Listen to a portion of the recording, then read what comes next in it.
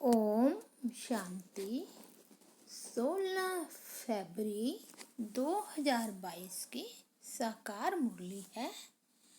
मीठे बच्चे, संगम युग पर बाप आए हैं तुम बच्चों की दिल व जान से सेवा करने। अभी यह ड्रामा पूरा होता है। तुम सबको वापस घर चलना है। आज का प्रश्न है, अभी तुम बच्चों की कर्मातीत अवस्था हो नहीं सकती, अंत में ही होगी। क्यों? उत्तर है, क्योंकि तुम आत्मा जब कर्मातीत बनो तो तुम्हें पावन तत्वों का बना हुआ शरीर चाहिए। अभी तो यह 5 तत्व पतित हैं। जब तत्व पावन बने तब कर्मातीत अवस्था हो। तुम बच्चे जब पूरे पावन बन जाएंगे तो यहाँ रह भी नहीं सकेंगे। पावन बने तो पावन दुनिया में पावन शरीर चाहिए। इसलिए तुम अभी हाफ कास्ट हो। अंत में तुम्हारा बुद्धि योग जम जाएगा। तुम पावन बन जाएंगे। तुम्हारे सब विकर्म विनाश हो जाएंगे और तुम्हारी कर्मातीत अवस्था हो जाएगी। आज गीत बजा है दूर देश का रहने वाला। ओम शांति। दूर के रहने वाले मुसाफिर, जिस मुसाफिर को सभी मनुष्य मात्र अथवा जीव आत्माएं याद करती है, जरूर। वास्तव में सभी जीव आत्माएं मुसाफिर हैं। जैसे बाप को परम धाम से आना पड़ता है, वैसे तुम बच्चे भी परम धाम से आते हो। यह पाठ बजाने मुझे तो सारे कल्प में एक बार आना होता है। इस कारण मुझे कहते हैं रीइंकार्नेशन। तुम एक बार यहाँ आते हो, फिर यहाँ ही पुनर्जन्म लेते रहते हो। मैं एक ही बार बच्चों के पास बच्चों की दिल व जान, सिक व प्रेम से सेवा करने आता हूँ। बाप को तो सब बच्चे प्यारे हैं ना। ऐसा कोई बाप नहीं जिसको बच्चे प्यारे नहीं होंगे। बच्चों को ही बाप से वर्षा मिलता है। वह है हद का बाप, यह है बेहद का बाप। यह कोई नहीं जानता कि बाप कब आएगा। बाप कहते हैं, मीठे बच्चे, अब ड्रामा पूरा होता है, वापस चलना है। रास्ता कोई भी जानते ही नहीं, सिर्फ कह देते हैं बैकुंठवासी हुआ, पार निर्वाण गया। अभी तुम जानते हो बीच में कोई भी वापस जा नहीं सकता। जब सबका पाठ पूरा हो तब बाप को आना पड़ता है। तुम जानते हो हम सब आत्माएं जब शरीर में हैं तो शरीर के नाते भाई बहन हैं। हर एक को अपना अपना पाठ पूरा करना है, फिर सबको अपने अपने समय पर पाठ रिपीट करना पड़ेगा। बाप को सभी याद करते हैं कि हे पतित पावन आओ, हे सीता के राम आओ।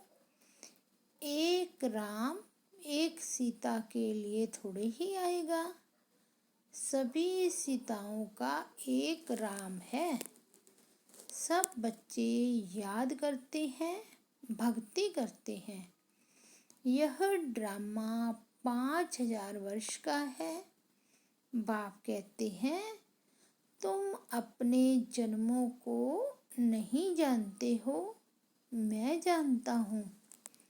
लाखों वर्ष की बात तो कोई बता ना सके। मुख्य पहली बात है कि गीता का भगवान कौन है। ड्रामा अनुसार भूलें तब तो बाप आए। सिर्फ गीता पढ़ने से कुछ नहीं होता। बाप खुद ही आकर बच्चों को राजयोग सिखाते हैं। बाप कहते हैं, यह नई नई बातें जो मैं तुमको सुनाता हूँ वह सब प्राय लोप हो जाएगी। यह परंपरा नहीं चलती और जो आते हैं उनका ज्ञान तो अंत तक चलता है। एक दो को सुनाते आते हैं। यहाँ न सुनने वाले न सुनाने वाले रहेंगे, सब चले जाएंगे। वहाँ तो यह भी नहीं जानते कि हम 16 कला संपूर्ण हैं।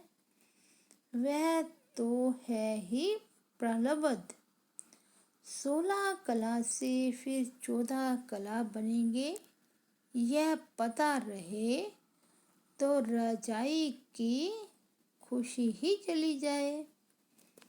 बाप समझाते हैं, ऊंचे ते ऊंचा धर्म शास्त्र पहले होना चाहिए। देवी देवता धर्म स्थापन करने वाले को भूल गए हैं। जितनी गीता की महिमा है उससे जास्ती ज्ञान सुनाने वाले की महिमा है। और कोई धर्म स्थापन करने वाले को भगवान नहीं कहेंगे। भगवान तो एक ही निराकार है, बाकी सब है साकार। गाया भी हुआ है श्रीमद् भगवत गीता, वह सबका सद्गति दाता है।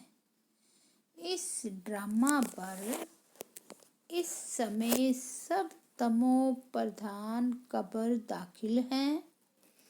फिर बाबा आकर सबको जगाते हैं।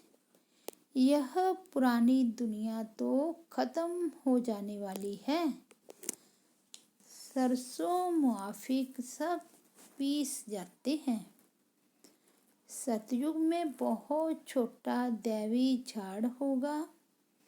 भगवान को सब याद करते हैं, हे भगवान, हे सचखंड स्थापन करने वाला। परंतु वह कब आएगा? शास्त्रों में तो लाखों वर्ष लिख देते हैं। इसको ही अंधियारा कहा जाता है। अभी तुम जानते हो हमारा बाबा ज्ञान का सागर है। दूसरा कोई ज्ञान सागर हो नहीं सकता। ज्ञान सागर बाप दूर देश से हम बच्चों के पास आते हैं। हम सब अंधियारे में पड़े थे, जानते नहीं थे कि ड्रामा में हम सब एक्टर्स हैं। ऊंचे ते ऊंचे कौन है यह मालूम होना चाहिए। सिर्फ सर्वव्यापी है, यह ज्ञान हो गया क्या? अगर सर्वव्यापी है फिर तो भक्ति भी नहीं कर सकते। इसको कहा जाता है अज्ञान। अभी तुम जानते हो सबका सद्गति दाता बाप है। उनका नाम ही है परम पिता परमात्मा शिव। वह पिताओं का भी पिता है। जन्म बाई जन्म लौकिक पिताएं मिलते आए। ऊंचे ते ऊंचा बाप है, फिर नंबरवार आते हैं। पहले पहले देवी देवता सिजरे के उतरेंगे। अब वह रचना बाप रच रही हैं। ब्रह्मा द्वारा ब्राह्मण कैसे रचे? प्रजापिता ब्रह्मा द्वारा अडॉप्ट करते हैं। बच्चे कहते हैं, बाबा हम आपके ही थे, अब आपके ही हैं।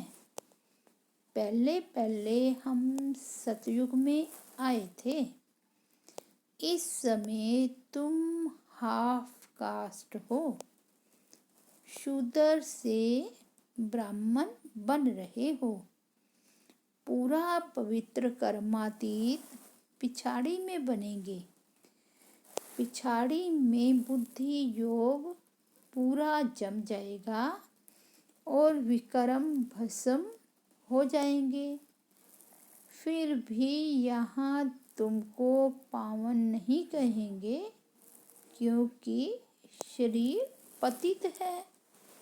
अभी पतित से पावन बन रहे हो। फिर सतयुग में शरीर भी पावन मिलेगा। पूरा पावन बन जाएंगे। फिर यहाँ रह नहीं सकेंगे। जब आत्मा पवित्र हो जाएगी फिर तो 5 तत्व भी पवित्र हो जाएंगे।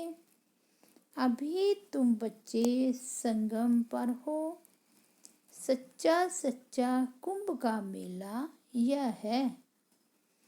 पानी के गंगा पर जाना यह है भक्ति मार्ग। सन्यासी लोग स्नान करने जाते हैं, फिर भी कह देते आत्मा निर्लेप है। बाप कहते हैं, भक्ति मार्ग में तुमने बहुत कुछ सुना। अब जज करो राइट क्या है। यह है अमर कथा, जिससे तुम अमरपुरी के मालिक बन जाते हो।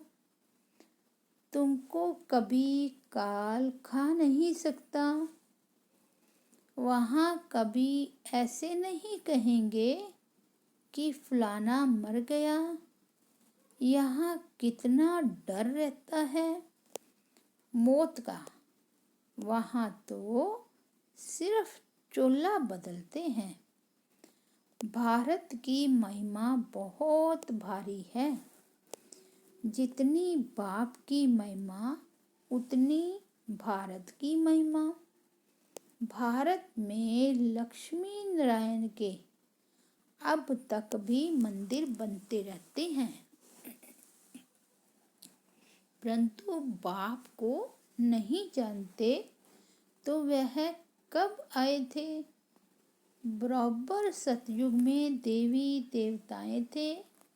जब सतयुग को लाखों वर्ष देते हैं तो उनकी संख्या अनगिनत होनी चाहिए। कोई भी बुद्धि से काम नहीं लेते। कहते हैं गऊ के मुख से गंगा निकली। है सारी ज्ञान की बात। फिर सूक्ष्म वतन में बैल आदि कहाँ से आया? यह शास्त्र अल्प काल से लेकर चलते ही आए हैं। यह सब बातें मोस्ट बिलवड बाप चिल्ड्रन को समझाते हैं। है तो सब मेरे बच्चे, परंतु तुम मोस्ट बिलवड बनते हो। लक्ष्मी नारायण का पता नहीं कि कब राज्य करके गए। राधे कृष्ण का बर्थडे मनाते हैं, लक्ष्मी नारायण का कुछ पता नहीं।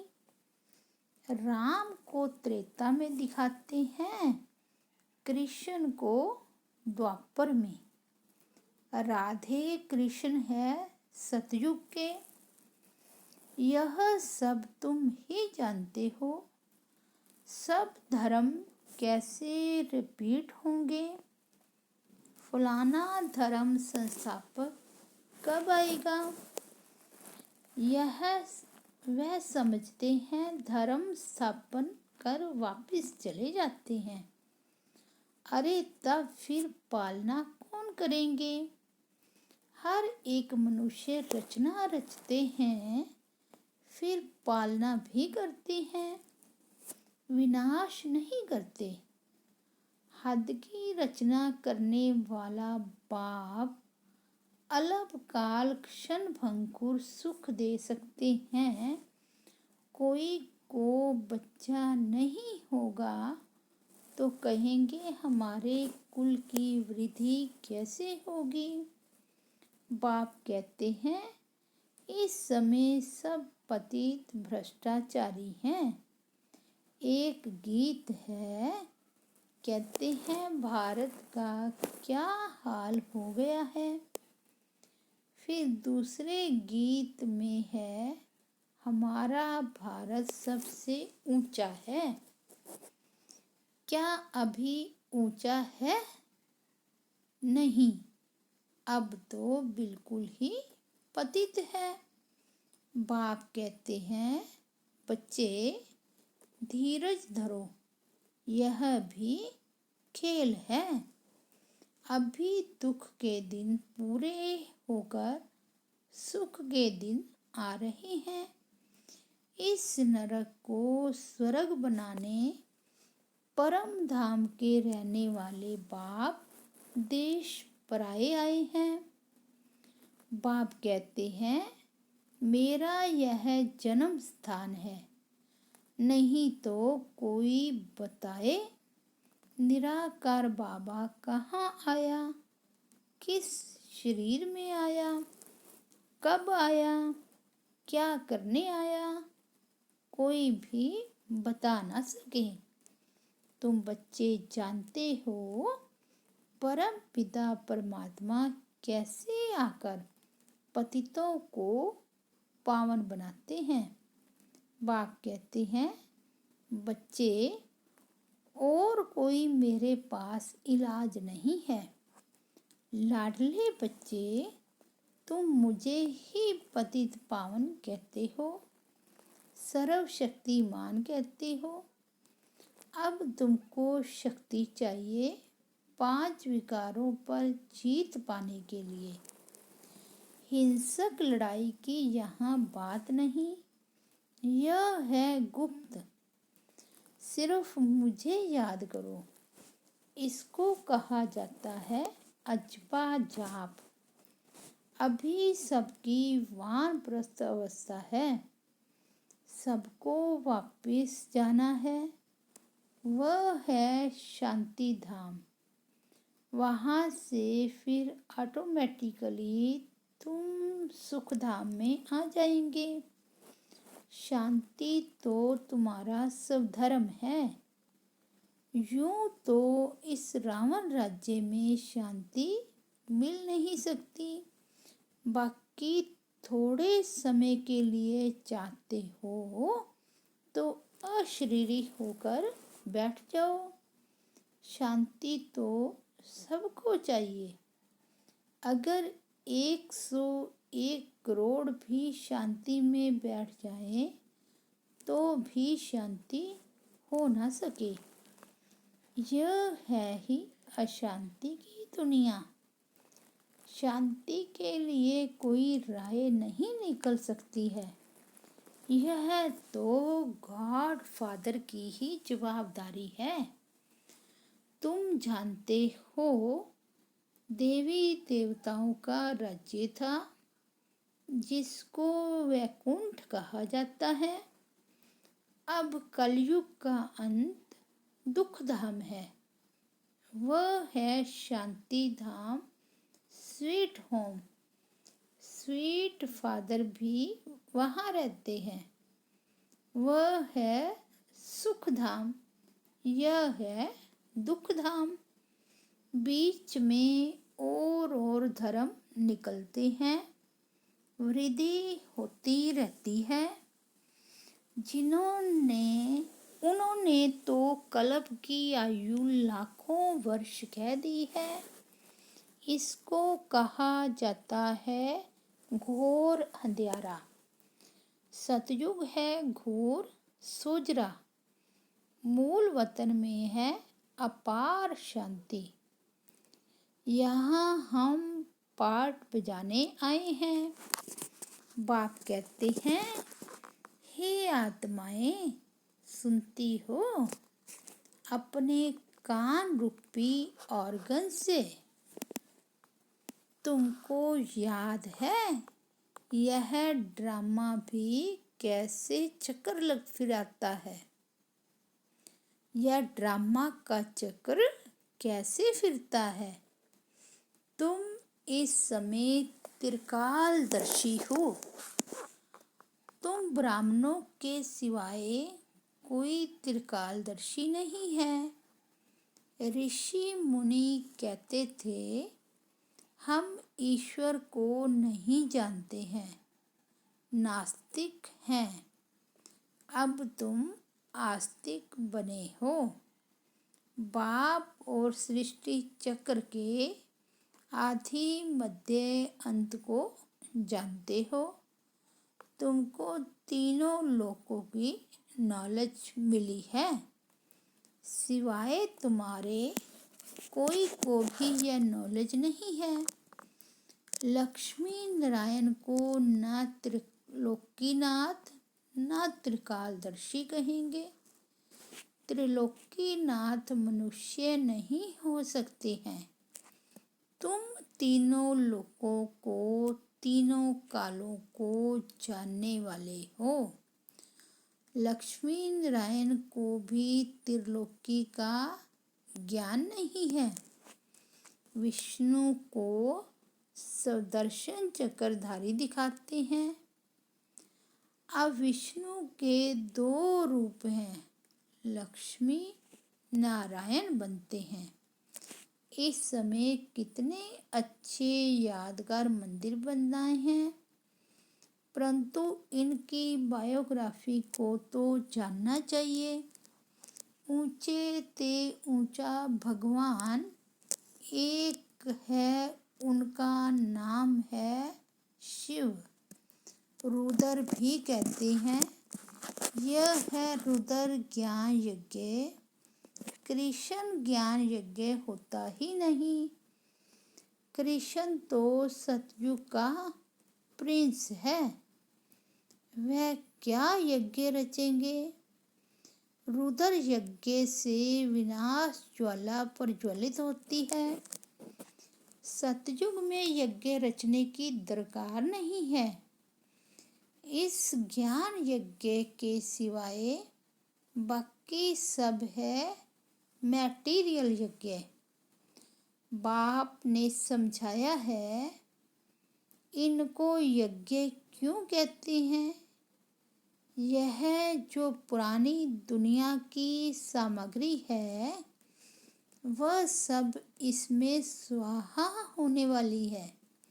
इसलिए कहा जाता है, परम पिता परमात्मा ने यज्ञ रचा है जिससे मनुष्य देवता बनते हैं।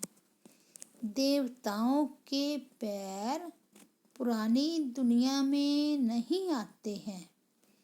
तुमको तो बाप ने सब कुछ साक्षात्कार करा दिया है।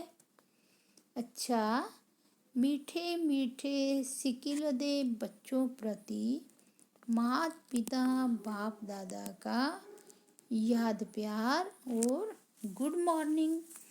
रूहानी बाप की रूहानी बच्चों को नमस्ते। हम रूहानी बच्चों की रूहानी बाप दादा को याद प्यार गुड मॉर्निंग और नमस्ते। धारणा के लिए मुख्य सार: अपने शांत स्वधर्म में सदा रहना है।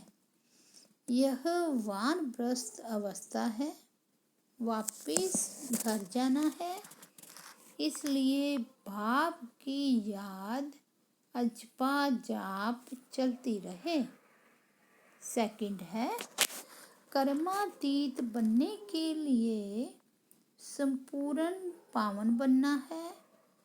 जो भी विकर्मों का बोझ है उसे याद की यात्रा में रहकर उतार देना है। याद की शक्ति से विकारों पर जीत पानी है। आज का वरदान है: शुद्ध संकल्पों के गहराव द्वारा सदा छत्र छाया की अनुभूति कराने वाले दृढ़ संकल्पधारी भव। आपका एक शुद्ध व श्रेष्ठ शक्तिशाली संकल्प बहुत कमाल कर सकता है। शुद्ध संकल्पों का बंधन व घेराव कमजोर आत्माओं के लिए छत्र छाया बन सेफ्टी का साधन व किला बन जाता है। सिर्फ इसके लिए अभ्यास में पहले युद्ध चलती है। व्यर्थ संकल्प शुद्ध संकल्पों को कट करते हैं, लेकिन यदि दृढ़ संकल्प करो कि आपका साथी स्वयं बाप है, विजय का तिलक सदा ही है ही, सिर्फ इसको इमर्ज करो तो व्यर्थ स्वतः मर्ज हो जाएगा। आज का स्लोगन है: फरिश्ते रूप का साक्षात्कार कराने के लिए शरीर से डिटैच रहने का अभ्यास करो। अच्छा, ओम शांति।